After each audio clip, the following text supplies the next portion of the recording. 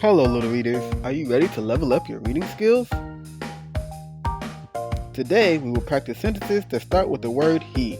Let's begin. He has a kite. Let's read it together again. He has a kite. Now you give it a try.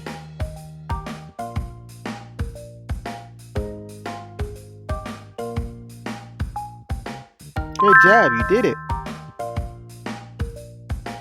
He has a truck. Let's read it together again. He has a truck.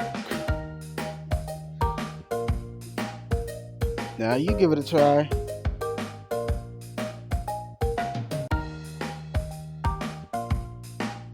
Awesome. He is kind. Let's read it together one more time. He is kind. Now it's your turn.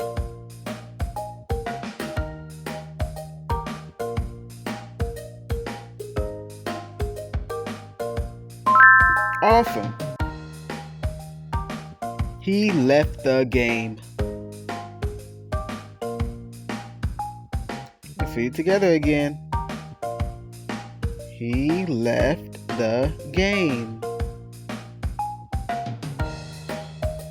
Now it's your turn.